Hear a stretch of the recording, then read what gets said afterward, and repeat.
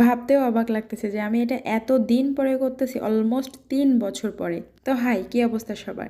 তো যেটা বলছিলাম, আমি চিকেন বিরিয়ানি 3 বছর পরে আজকে ট্রাই করলাম। তো চলেন দেখা যাক আমি কি করে আজকে মেক করেছি। বেরেস্তা আগে থেকেই ভেজে রেখেছিলাম, তো সেটা দিলাম আর একে একে সব মশলা দিয়ে দিলাম। আজকে আমি একদম অল্প তেলে চিকেন বিরিয়ানিটা মেক করব। দেন আমি কিছুক্ষণ রেখে দিয়েছিলাম।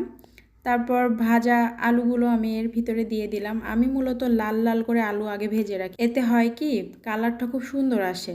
তারপরে আমি একটু হালকা পানি দিয়ে এটা চুলার উপর দিয়ে দিলাম। উপরে তেল উঠে আসা না পর্যন্ত আমি এটা কষাতে থাকবো। যেহেতু চিকেন, এটা পানি দেওয়া লাগবে না, কষাতে কষাতে সিদ্ধ হয়ে যাবে। তারপরে এই দেখেন উপরে তেল উঠে আসছে, কি সুন্দর একটা কালার হয়েছে, তাই না?